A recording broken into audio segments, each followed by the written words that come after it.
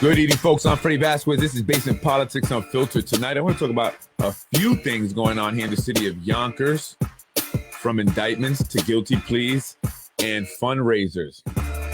Freddie wins. That's right, folks. Fatality. And car accidents, major car accidents on the Major Deegan.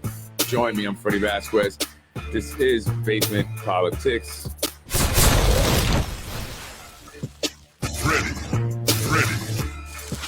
Freddie. Fatality.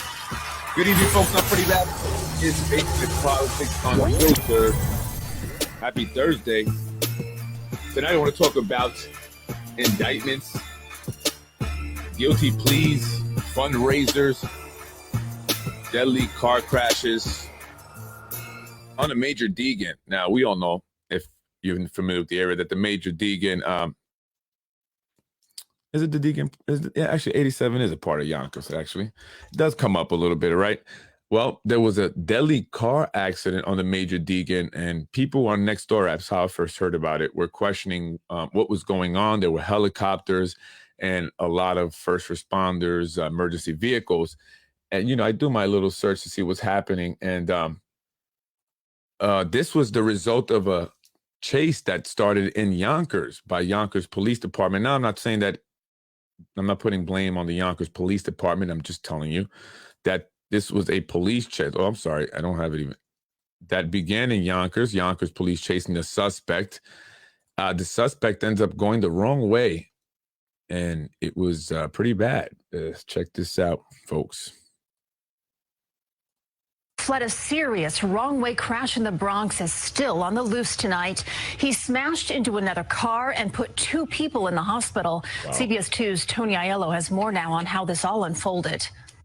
The Mile Square Road exit ramp from northbound I-87 in Yonkers, clearly marked with do not enter and wrong way signs. Surveillance video shows they didn't stop a man in an SUV from zooming past them right between two vehicles. Wow. Another camera captures the SUV barreling southbound in the northbound lanes and causing this pileup just south of Yonkers in the northern tip of the Bronx. A camera at Atlantic Intercom captured the wrong way driver. Reckless, insane, dangerous. I'd revoke his license if it were. Revoke his license? Guy has to be in jail for a very long time. We've been seeing a lot of this lately, right? Is it me? Or we've been hearing a lot about car chases. There was several actually not that long ago. I think one, no, there was several not that long ago. And we've seen them. We've seen the one that ended on the Sawmill, right, not that long ago. There was one where a guy was flying down McLean, flying down Riverdale. And the Riverdale one was recently, but then actually, now that I'm thinking about it, there was the deadly accident on Riverdale where the four young individuals were killed. And today I was actually over in that area, and, you know, they have a huge memorial there. It's a beautiful memorial. Unfortunate that they had to create this, but it's very, you know, nice. They have big pictures of the boys that were killed, and that's very sad. And what's sad about it is that I knew the individual that was driving the car, and, you know, it's similar to like what I'm going to speak about now with Steve Dolan, right? You know, and he was drinking and, you know, killed 16-year-old CJ Hackett. Today he pled guilty to it. So I want to talk about that also.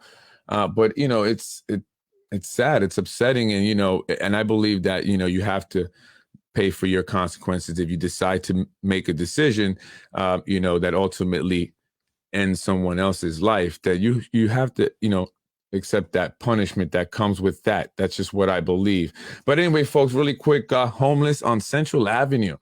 Homeless problem here in the city of Yonkers, and I'm not blaming the city of Yonkers because it's a Westchester problem, right? That's what our council members say. So, hey, Shanae Williams, she is going around confidently stating that she will be a Westchester County legislator soon. But right now she's a council person, but she's always blamed the county for the homeless problems we have here in the city of Yonkers. But what this here is just, to me, it just shows how bad it's getting, right? This is on Central Avenue near the Nathans. I didn't want to get too close, but what you see there is a homeless person with their shopping cart sitting underneath the ATM drive-through there at a bank, right?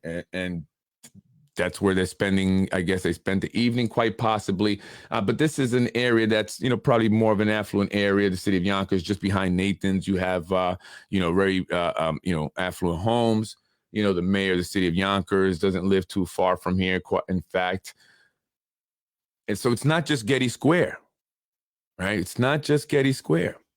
And that just shows how bad that it's getting. And so, Shanae, now that you are going to be in the county legislature, right? Because you're saying like it's a done deal. What are you going to do? It's your turn. You're up to bat, homegirl. Let's see how you do, right? Because you held the, former county legislator, Chris Johnson, and the county responsible every time that question was presented to you, because the majority of the homeless problem does exist in your district, right? That's the Getty Square area. But now you're going to be at the county. What are you going to do? How are you going to address this? Because it's only getting worse, right? Doesn't matter where you live. You can live in Getty Square. You can live on Central Avenue, right? Near the mayor, near John Limo, right? Near everybody. Let's all tell all our addresses while we're at it, while we're telling addresses out here, right? And still see the homeless problem, right? So it's an issue. I'm just kidding, guys. I'm just kidding, John Limo. I'm not telling you. But, Chicken Island is getting a fried chicken place.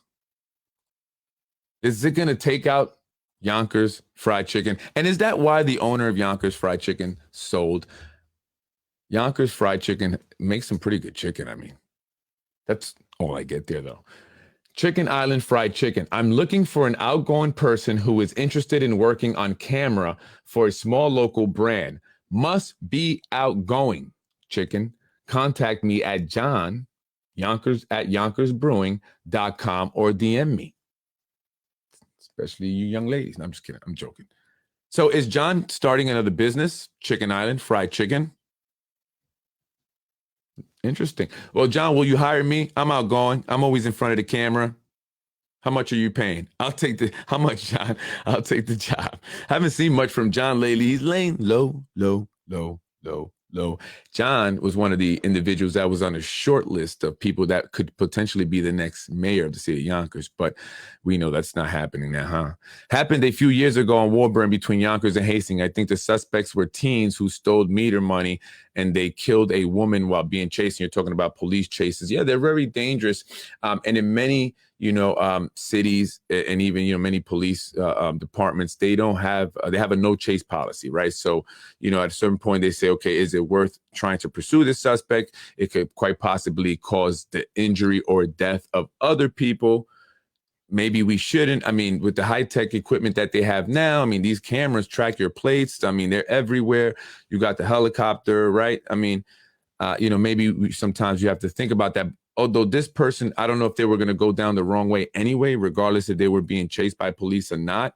And maybe that's why the police were there, to try and hopefully, warn people as best as possible. But anyone going down the wrong way, especially on a highway, it's never going to end well, whether they're being chased by police or they're just, decide to, or accidentally going down the wrong way, right? And that happened many, many years ago on the Sprain, where an aunt drove the wrong way for whatever reason. I mean, they gave out many different theories and ended up killing herself, her kids, and her, niece and nephew, I believe, and the parents of the, her niece and nephew were in another vehicle. They had all gone camping, and they just don't know what happened to Aunt Diane. In fact, that's a documentary on, Netflix, if you want to go see that.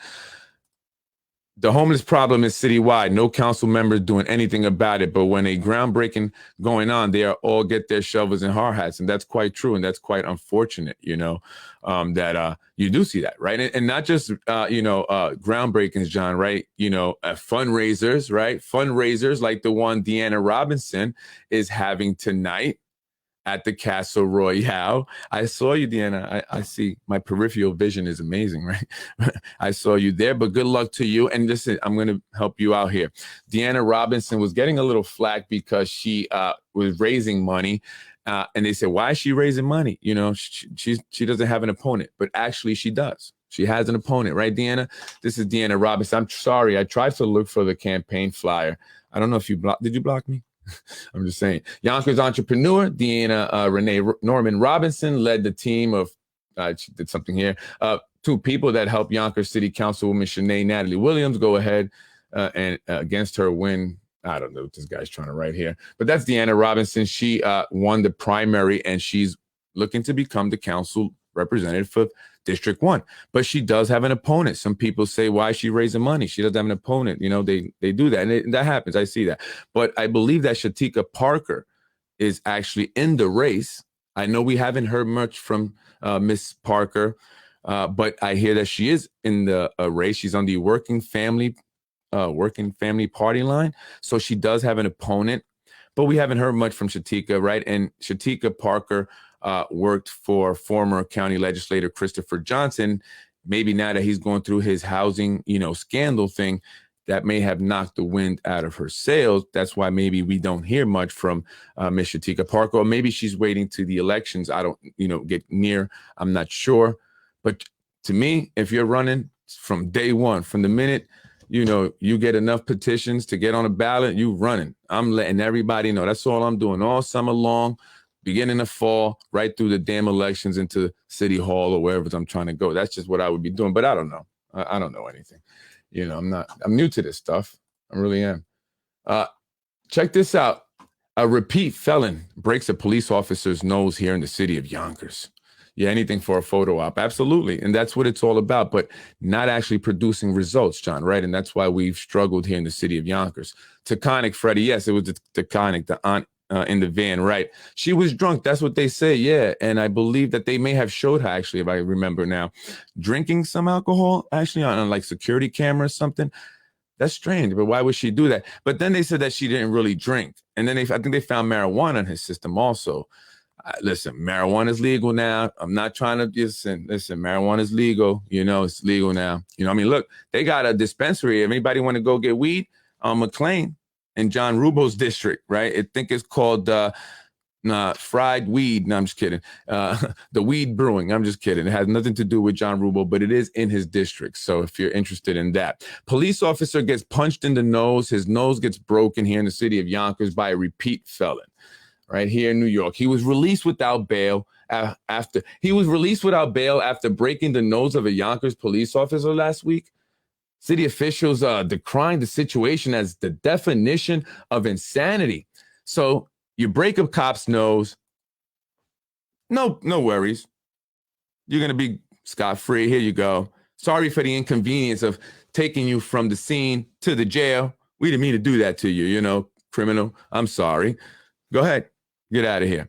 And so if it happens again, who do we blame? Who are the individuals that voted for this damn bail reform? Come on. Criminals must face their punishments, right? They must face the time for their crime. And I understand that, they have to be proven guilty. I get it. But this guy's on video punching the cop.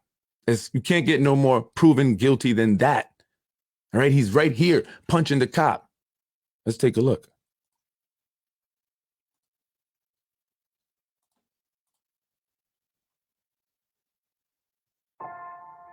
Okay, let's not take a look. When should my business call a cybersecurity attorney? Call an attorney before collecting. Well, I'm going to let that commercial play, but this bail reform thing has a lot of people upset, and not just Republicans, right? Because this is a Democrat thing, but it's not just Republicans, Democrats as well, because again, we all want the same thing. We want to be safe. We don't want to get punched in the nose by repeat felons, right? And we don't want repeat felons mingling in our elections. Right. So why don't you turn around and let them check you out in there, right?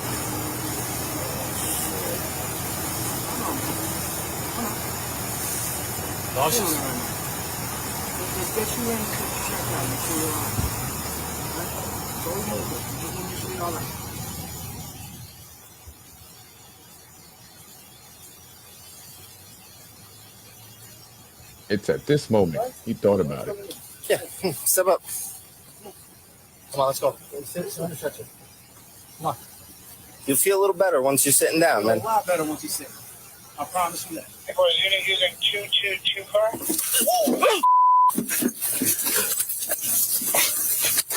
Back up.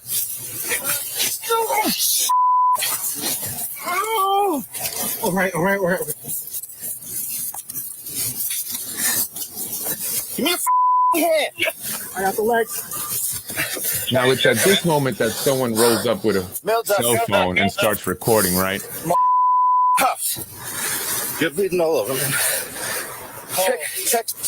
Let them check you. Yeah, 10-4, 10-4. He's bleeding there. You can see the blood from the officer. What do you got? And they were pretty nice to this guy, I think. I mean, for punching the cop and breaking his nose. I mean, listen.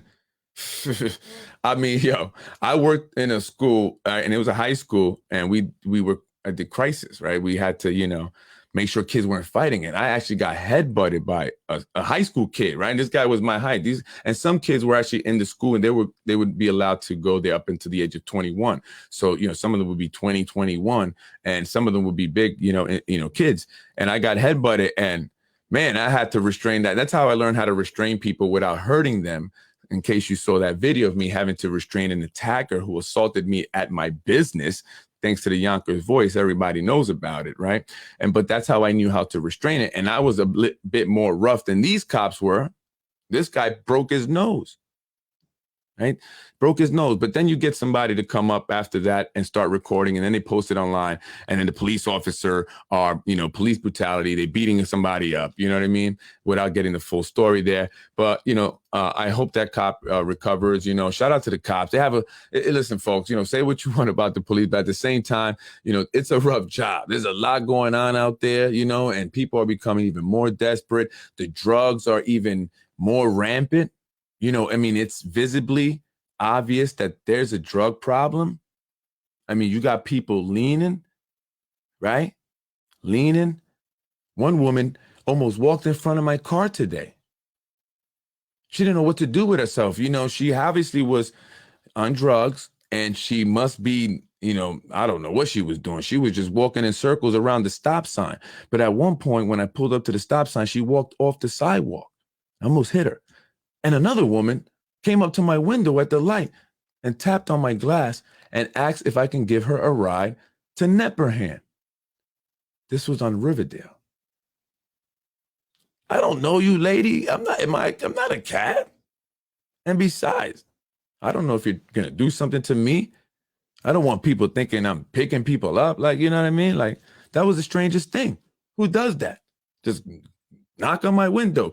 I need a ride. I'm running late. Yeah, well, I'm sorry. Better get up earlier next time. Traffic is a mother these days here in the city of Yonkers, right? But, that's dangerous for her. I could be, Norman Bates, for God knows who, But yeah, that just happened to me today here in the city of Yonkers. It's becoming quite something, isn't it? Folks, Freddie Trank is in the street. Trank? What's Trank? Trank? What is that? I don't know. Is that like tranquilizer? I don't know what Trank is. Yes, you're right. She did. That's true. She killed 3 men, I believe. It was a father, a son, and I think an uncle. The 2 brothers and one of the brothers' son that they killed. They were, I believe, in a pickup. So xylazine, I have no idea. I've never heard of that. This is crazy. This is unbelievable. That's crazy. She must have thought I was a taxi. I don't know. I have no clue why I didn't have an Uber sign. I didn't have a livery plate. I don't know. She just said, "Hey, can you take me to Nepperhan? I'm running late." I said, I'm sorry. I'm going to my office. I got to work. Folks, Stephen Dolan, and this is sad all around, right? I support very much the Hackett family, and I have, if you've seen the podcast. I support the Hackett family. I can't even begin to imagine what they have gone through since that fateful night, on August 2nd, 2022. But I've had full support, and I've kept them in my prayers. I have honestly kept them in my prayers.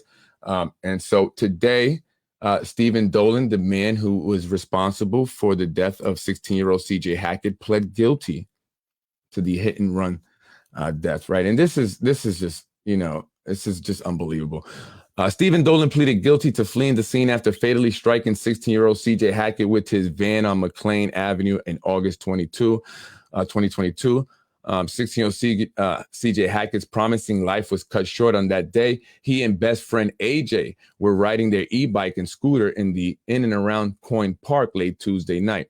They turned onto McLean Avenue to return home when a van struck CJ. With CJ unresponsive and bleeding from his head, AJ called emergency service as the van absconded from the scene. CJ later succumbed to his wounds in hospital, surrounded by his loved ones. The Yonkers Police Department apprehended 46-year-old Stephen Dolan the day after the incident. Authorities accused Dolan of excessive alcohol consumption on the night of the crash, a charge he later confessed to, further stating that he mistook CJ for a road cone. In Westchester County Court appearance, Dolan faced charges of leaving the scene of a motor vehicle accident, injury resulting in death. Prosecutors presented compelling evidence of Dolan's heavy drinking that night, supported by video footage showing him consuming 17 drinks across 2 bars. Recently, however, CJ's family grew worried at the direction of the case. On August 24th, the prosecutor, James Barrero, informed the Hackett family that the court was urging a plea deal instead of a jury trial. This deal could potentially result in Dolan serving a mere 14 months behind bars. And I want to know how you guys feel about that. In response, supporters created an online petition calling for the maximum punishment for Dolan. Additionally, New York State Assemblyman Nader Sayegh also rebuked this potentially light sentence in his proposed bill called CJ's Law. Oh, this is new. Sayegh requests that leaving the scene that resulted in the death of a minor be upgraded to a Class C felony. And I agree with that, Nader Sayegh. I mean, that makes perfect sense. When Dolan submitted his guilty plea on Thursday, September 14, he asked to be sentenced within a week. While he will surrender himself next week to serve at least 18 to 48 months behind bars, the final sentence will not be delivered until December. Following the guilty plea, the Westchester County District Attorney stated its desire for a harsh sentence. We have been committed to seeking justice for CJ and his family and have consistently recommended to the court that the defendant receive the maximum sentence of 2 1/3 to 7 years. So wait, so what are you recommending? So you're recommending 2 1/3 to 7 years in a state prison upon a guilty plea or verdict for the top charge of vehicular manslaughter in the 2nd degree.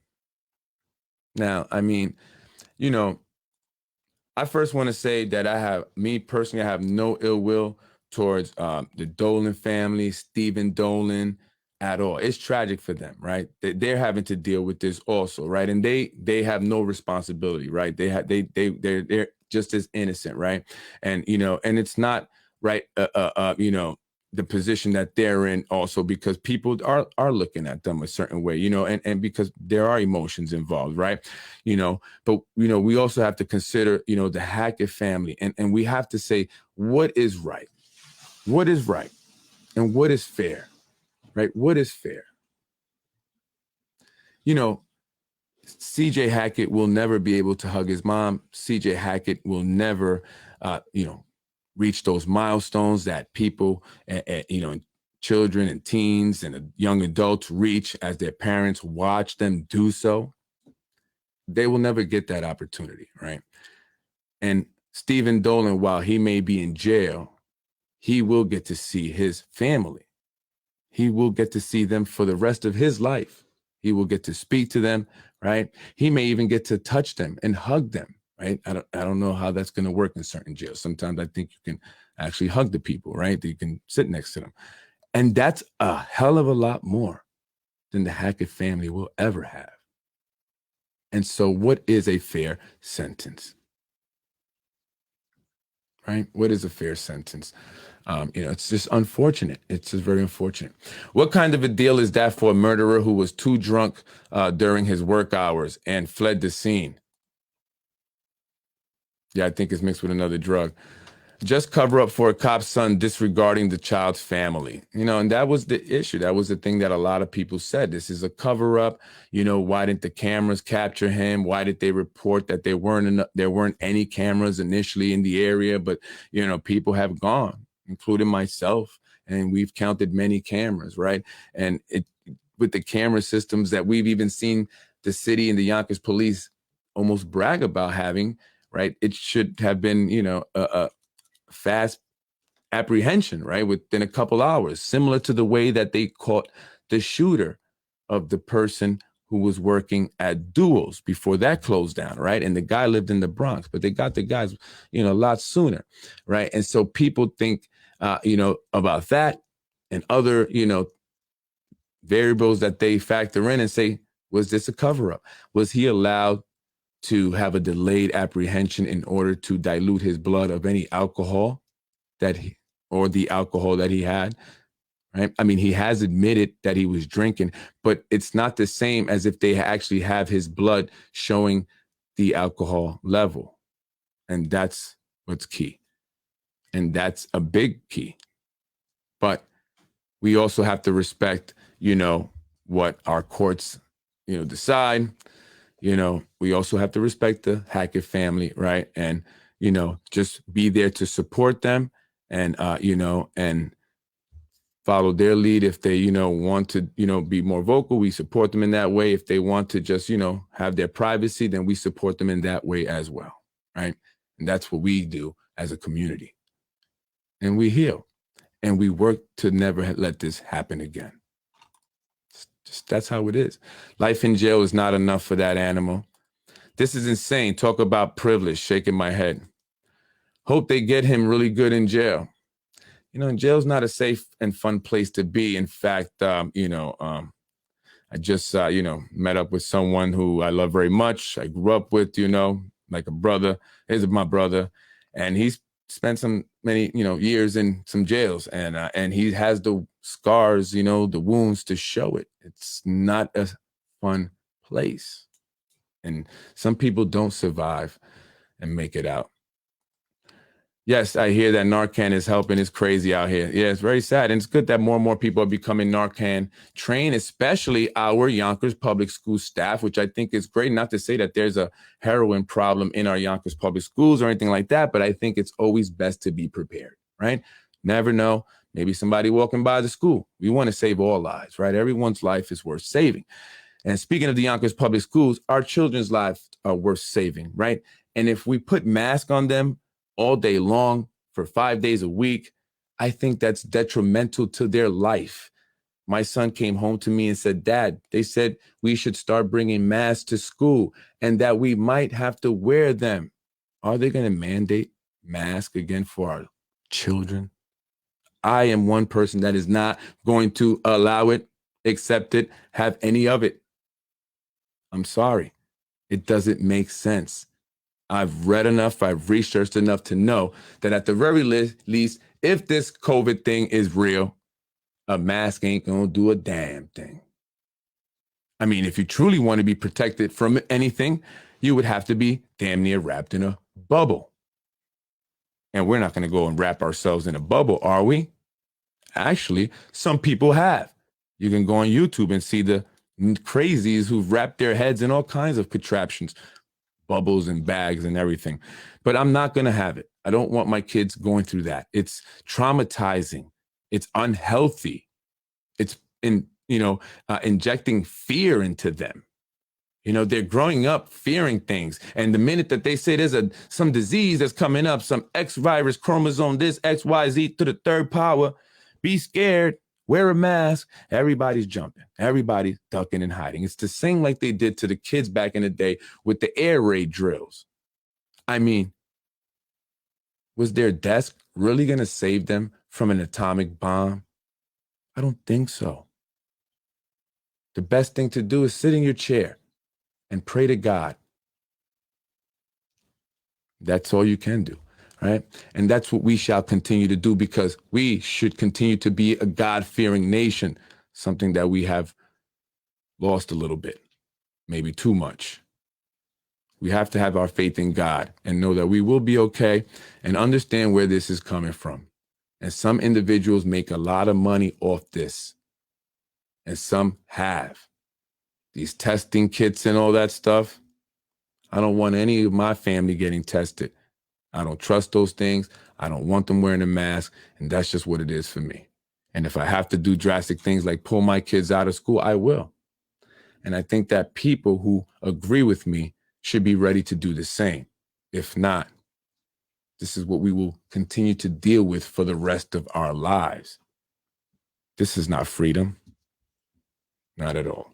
I'm Freddie Vasquez. This is Basement Politics Unfiltered. Thank you, folks. I appreciate you. And their emotional well-being. Absolutely. I agree. And their emotional well-being as well. We must respect that. So again, we'll continue to pray for the Hackett family. And let's even pray for the Dolan family, because I know that's what Jesus and God would do. And as a man of faith, I pray for all families involved. Have a beautiful night. It's Friday tomorrow, folks. Aren't you happy? I sure am. It's been a rough one. Take care. Well, not too rough. I love what I did. I really do. Freddie wins. I was raised in housing. I don't think you were. Basement Politics with my dad, Freddie Vasquez. You're watching Basement Politics with my dad, Freddie Vasquez. I am Freddie Vasquez, folks. This is Basement Politics Unfiltered. And shout out to the folks that watch the show. Freddie wins. And recognize Freddie Vasquez. I appreciate you. Thank you for telling me that do good work. So continue, makes me continue to do this, because I don't make $1 from this. I absolutely don't. But it's the right thing to do, folks. We must live in truth, live in the light. And we're not perfect human beings, but we must try to be good human beings. That's it. Just try. Have a good night.